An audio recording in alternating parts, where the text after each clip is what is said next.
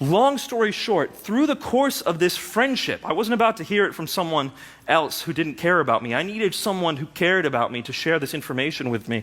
Through the course of this friendship, I was able to see the evidence for Christianity. I didn't need someone to tell me Jesus loves you. I had enough love in my life. I didn't feel any lack of love. I didn't need someone to tell me, hey, Nabeel, you need the gospel in order to be saved. No, I was a Muslim. I had a separate message that I believed was true. I felt absolutely fine. I felt like I was worshiping God. I was worshiping my Creator. I was doing the things He told me to do, and as long as I did enough good deeds, at the end of my life, I'd go to heaven. So I felt secure in my faith. What I needed was someone who was able to show me that Christianity was true. I needed to know it was true, because we can't both be right. Muslims believe Jesus was just a prophet. Muslims believe Jesus did not die on the cross.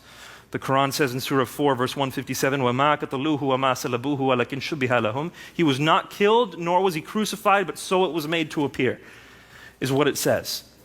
Christians believe Jesus died on the cross. Matthew, Mark, Luke, John, Paul, it says it everywhere. Jesus died on the cross. So you can't give me this stuff about both religions being true. They contradict each other. Either one of them is true or neither of them. So I needed to know which one it was. I studied the evidence. It took me 4 years, but I got to a point where I realized the evidence for Christianity was very strong. Very strong. And the evidence for Islam was far weaker than I originally thought. Far weaker. I wish I could go into the details, but I don't have time. But I want to convey this to you.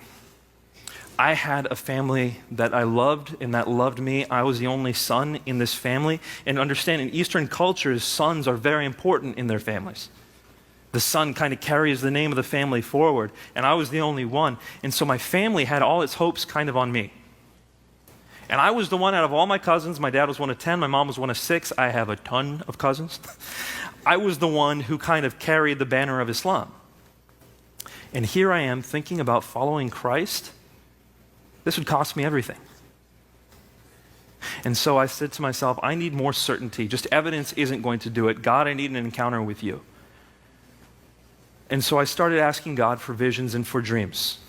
And I'd like to go into that stuff, but like I said, don't have time. But in our culture, dreams and visions are very, very common. It's what people ask for God for direction for the future. There's actually a type of salat, there's a type of prayer that Muslims pray called salat istikhara. It's designed specifically for Muslims to ask God to give them a dream or a vision. And so that's what I did. I asked God for a vision and dreams. And God gave me a vision and 3 dreams over the course of a few months, which showed me that Christianity was true.